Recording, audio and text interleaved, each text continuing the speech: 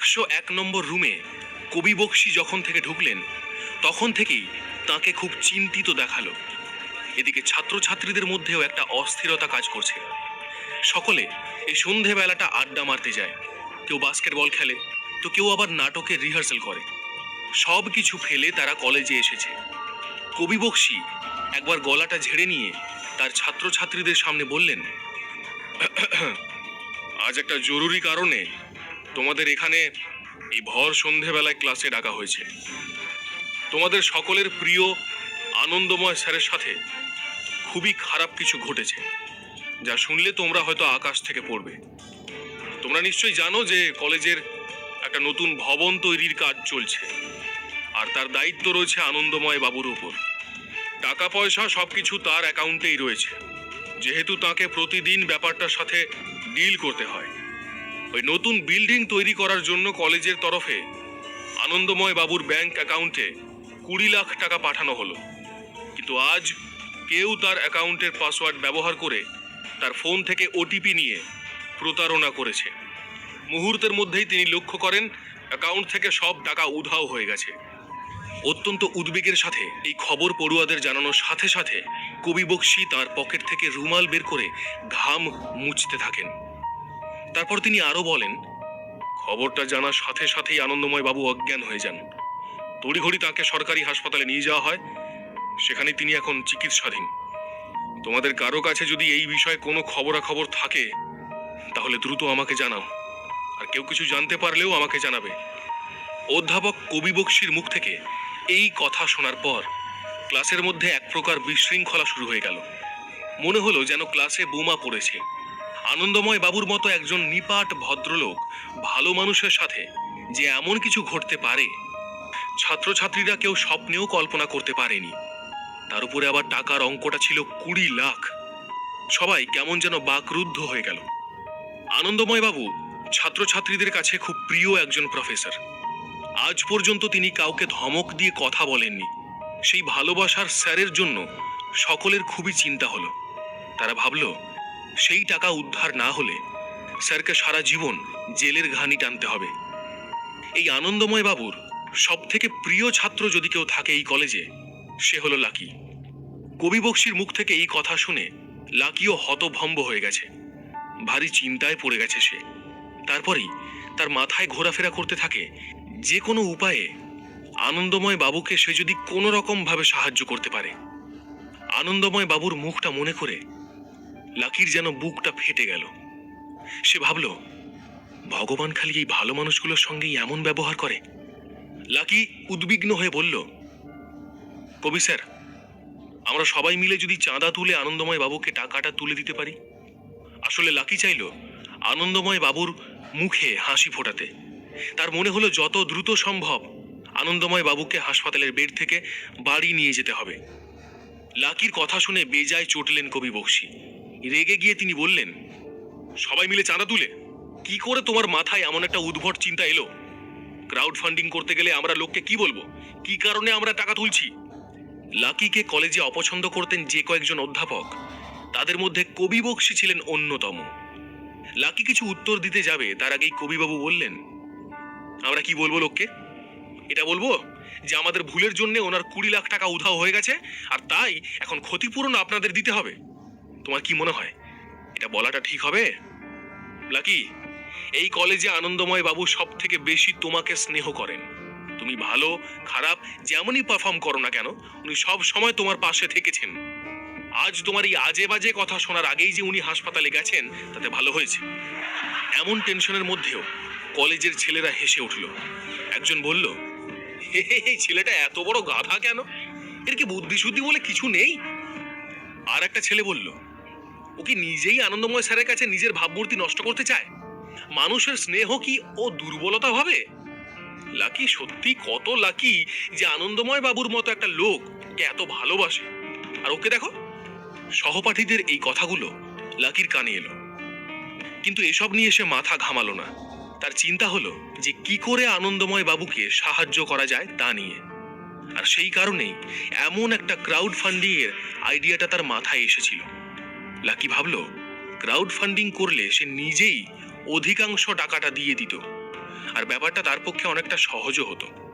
এখন সে চাইলে নিজেই দিয়ে দিতে পারে, কিন্তু সকলে কি ভাববে, কিভাবেই বা সেই টাকাটা সে দেবে, এই সব চিন্তা ভাবনা থেকেই ক্রাউড ফান্ডিংয়ের কথা লাকির মাথায় আসে।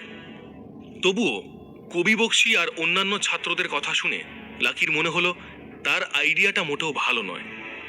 ছাত্রছাত্রীদের জরুরি কথাটা বলা হয়ে গেছে, এবার বেরিয়ে যাবেন কবি বক্সি। যাওয়ার সময় তিনি বললেন, ঠিক আছে, তাহলে এই কথাই থাকলো, সবাই চেষ্টা করো, নিজের মনে করে স্যারের এই বিষয়টা সমাধান করতে এগিয়ে এসো। যদি কেউ কোনো ক্লু পাও, তাড়াতাড়ি আমার সাথে যোগাযোগ করো। এবার এসো তোমরা, কেউ আর দেরি করো না, লেগে পড়ো। কপালে চিন্তার ভাঁজ নিয়েই ক্লাস ছাড়লেন কবি বক্সি। এদিকে লাকিও 101 নম্বর রুম থেকে বেরোলো রাধিকাও। তারা দুজনেই কলেজ থেকে বেরিয়ে ফুটপাত দিয়ে হাঁটতে লাগলো। রাধিকা এক রাশ চিন্তা নিয়ে লাকিকে বলল, এই লাস্ট সেমিস্টারেও আনন্দময় স্যার আমাকে স্কলারশিপের সমস্ত বন্দোবস্ত করে দিয়েছিলেন। উনি আমার প্রতি খুব যত্নশীল ছিলেন। কেমন পড়া হচ্ছে, কত মার্কস পেলাম, এসবের আগে উনি আমাকে জিজ্ঞেস করতেন, কেমন আছো? আজ তার সাথে এমন একটা ঘটনা ঘটলো, আমি তো জাস্ট মেনে নিতে পারছি না। লাকির মতো রাধিকাও আনন্দময় বাবুকে নিয়ে যথেষ্ট চিন্তিত ছিল। আনন্দময় বাবু আগে অনেকবারই রাধিকাকে বিভিন্ন দিক থেকে সাহায্য করেছিলেন। এখন রাধিকার চোখে আনন্দময় স্যারের জন্য এমন চিন্তা দেখে লাকি ভাবল তাকে কিছু করতেই হবে। যেভাবেই হোক সকলের প্রিয় স্যারকে এই সমস্যা থেকে বাঁচাতে হবে। লাকির দিকে তাকিয়ে রাধিকা বলল, লাকি, চলো না একবার আমরা হসপিটালে গিয়ে স্যারের সাথে দেখা করে আসি। ওখানেও তিনি নিশ্চয়ই খুব চিন্তা করছেন। লাকি তখন বলল, না রাধিকা, তুমি যাও, আমার কয়েকটা জরুরি কাজ আছে, আমি সেগুলো করে আসছি। আর তুমি গেলে আমার তরফ থেকে স্যারকে বলো উনি যেন একেবারে চিন্তা না করেন, খুব দ্রুত সব সমস্যার সমাধান হয়ে যাবে। লাকির মুখ থেকে এই কথা শোনার পর রাধিকা যেন একটু আশ্বস্ত হলো। তার মনে হলো লাকি নিশ্চয়ই স্যারকে এই সমস্যা থেকে বাঁচিয়ে আনবে। কিন্তু সে যে এখন হাসপাতালে গেল না, তাতে রাধিকার একটু মন খারাপ হলো। রাধিকা খুব ভালো করেই জানতো যে আনন্দময় বাবু লাকিকে কতটা ভালোবাসতেন। যদিও পরক্ষণেই আবার রাধিকার মনে হলো লাকি নিশ্চয়ই স্যারের উপকার করার জন্য কিছু করতে যাচ্ছে। তাই সে একাই হাসপাতালের উদ্দেশ্যে রওনা দিল আনন্দময় বাবুর সাথে দেখা করতে। এদিকে লাকিও এক প্রকার মনস্থির করেই ফেলেছিল যে সেই আনন্দময় বাবুকে টাকা দিয়ে সাহায্য করবে, কিন্তু কিভাবে করবে তা লাকি বুঝে উঠতে পারল না। স্যারের ব্যাংক অ্যাকাউন্ট নাম্বার যে তার জানা নেই। একটা নোট লেখার সিদ্ধান্ত নেয় লাকি, আর সেই চিরকুটে সে লিখল, আনন্দময় স্যার, আমাকে ক্ষমা করুন, আমি সেই বখাটে আর খারাপ ছেলে যে আপনার অ্যাকাউন্ট থেকে টাকা চুরি করেছে। কিন্তু স্যার, এখন আমি আমার ভুল বুঝতে পেরেছি।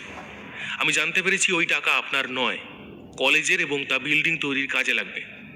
তাই দয়া করে আপনার অ্যাকাউন্ট নাম্বারটা আমাকে বলুন, আমি যত দ্রুত সম্ভব সেখানে টাকা ট্রান্সফার করে দেব। লাকি জানতো তার এই নোট লেখার সিদ্ধান্তটা কতটা আত্মঘাতী। সে যে সেম সাইড গোল করতে চলেছে তা খুব ভালো করেই বুঝতে পারছে সে, কিন্তু এছাড়া আর কোনো রাস্তা দেখতে পেল না লাকি। তার মনে হলো আনন্দময় বাবু যখন হাসপাতাল থেকে ছাড়া পেয়ে নিজের কেবিনে আসবেন, তখনই এই চিরকুটটা তার নজরে পড়বে।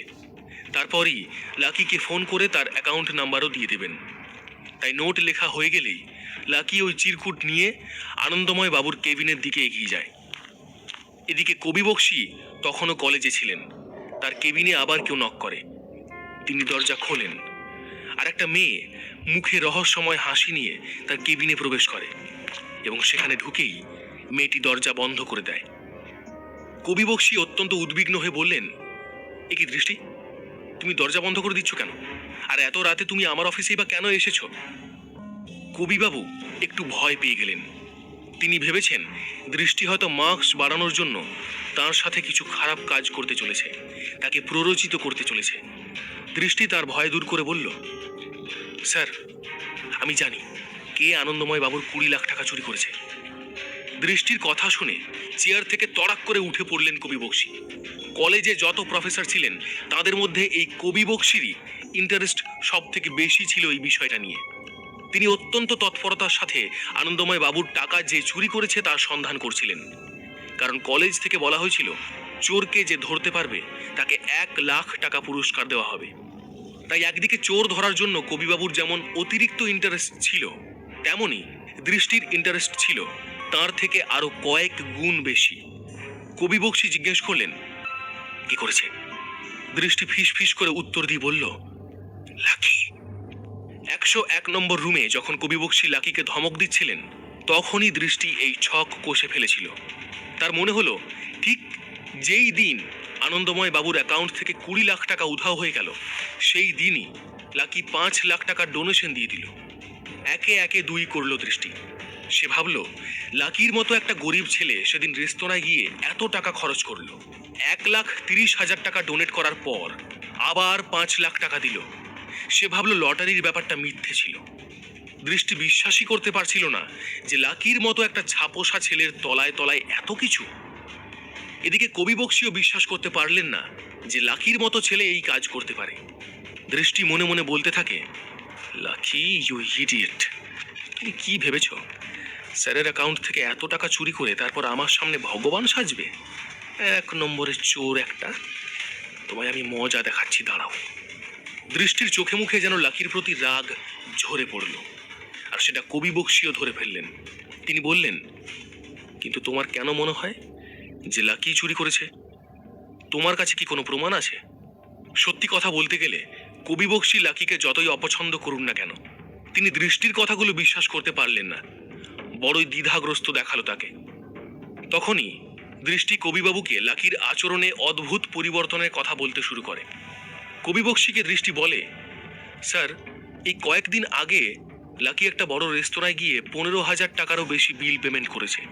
ওর সঙ্গে আমারও একটা বন্ধু ছিল, আমিও ছিলাম সেখানে। নিজের চোখে সব দেখেছি। আবার নিজের নতুন গার্লফ্রেন্ডের জন্য 30,000 টাকারও বেশি খরচা করে জামা কাপড় কিনে দিয়েছে। তবে আজ তো আমি যা দেখলাম তাতে থ হয়ে গেছি স্যার, আপনাকে কি বলবো। কবি বক্সী বললেন, কেন, কি দেখলে? দৃষ্টির উত্তর, স্যার, আজকে আবার লাকি গরিব বাচ্চাদের লেখাপড়ার জন্য 5 লাখ টাকা ডোনেট করেছে। এই কথা শুনে কবি বক্সী যেন আকাশ থেকে পড়লেন। তিনি বললেন, 5 লাখ টাকা? লাকির মতো একটা ছেলে এত টাকা ডোনেট করেছে? আমি তো ভাবতেই পারছি না। কবিবাবুর মুখটা কেমন যেন হাঁ হয়ে রইল। দৃষ্টি বলল, স্যার, শুধু আপনি কেন, কেউই বিশ্বাস করতে পারছিল না। আপনার বিশ্বাস না হলে আমি এখনই আকাশকে ডাকছি, আপনি নিজেই একবার জিজ্ঞেস করে দেখুন। আকাশ এসে জানায় যে সেও এই একই দৃশ্য দেখেছে। এখন কবি বক্সী বিশ্বাস করতে শুরু করেন, আনন্দময় বাবুর টাকা যদি কেউ চুরি করে থাকে তাহলে সেটা লাকি ছাড়া আর কেউ নয়। এখানেই থামে না দৃষ্টি। সে আরো বলে, স্যার, আমি আপনাকে পাক্কা হিসেব বলতে পারি, লাকি এই কয়েকদিনে 7 লাখ টাকারও বেশি উড়িয়ে দিয়েছে। আপনি মিলিয়ে নেবেন, এই সব কিছুই ও আনন্দময় বাবুর টাকা থেকেই করেছে। স্যার, আপনি যত দ্রুত সম্ভব পুলিশ ডাকুন আর লাকিকে অ্যারেস্ট করান। এই অল্প সময়ের মধ্যেই যেন দৃষ্টির ভিতরে শয়তানটা বেরিয়ে এসেছে। কবি বক্সী দৃষ্টিকে বলেন, বিষয়টা যত সহজ তোমার মনে হচ্ছে ততটা নয়। প্রথমে আমরা হাসপাতালে যাই, আনন্দময় বাবুর কাছে পুরো ঘটনাটা শুনি, তারপরই বুঝতে পারবো কি ঘটেছে। প্রমাণ মিললে তখন পুলিশকে ডাকা যাবে, নচেত ডেকে লাভ নেই। দৃষ্টি তখন বলে, ঠিক আছে স্যার, তাহলে চলুন আমরা হাসপাতালেই যাই প্রথমে। দৃষ্টির মনে হলো যত তাড়াতাড়ি হাসপাতালে গিয়ে আনন্দময় বাবুর সাথে দেখা হবে তত তাড়াতাড়ি লাকি জেলে যাবে। কবি বক্সী তার গাড়িতে দৃষ্টিকে নিয়ে গেলেন হাসপাতালের উদ্দেশ্যে। এদিকে হাসপাতালের বেডে আনন্দময় বাবুর পাশে বসে রয়েছে রাধিকা। প্রিয় স্যারের জন্য দুশ্চিন্তায় তার দু চোখ জলে ভরে গেছে। আনন্দময় বাবুর উদ্দেশ্যে রাধিকা বলে, স্যার, আপনার সাথে কেউ কি করে এমন কাণ্ড ঘটাতে পারে? আপনাকে কষ্ট দিয়ে কি লাভ হবে তার? তার চোখে আনন্দময় বাবুর জন্য উদ্বেগ স্পষ্টই দেখা গেল। এদিকে আনন্দময় বাবু বিছানায় শুয়ে রয়েছেন। চিন্তায় চিন্তায় তার চোখের তলায় কালি পড়ে গেছে। এদিকে কবি বক্সী আর কিছুক্ষণেই হাসপাতালে পৌঁছে যাবেন। ওদিকে লাকিরও আনন্দময় বাবুর কেবিনে নোট রাখার কথা। দৃষ্টির পরিকল্পনা কি সফল হবে? ভালো উদ্দেশ্য থেকে কি লাকি বড় কোনো বিপদে পড়বে? রাধিকা কি পারবে দৃষ্টিকে ভুল প্রমাণ করে লাকিকে বাঁচাতে? এর পরের গল্প জানতে হলে শুনতে থাকুন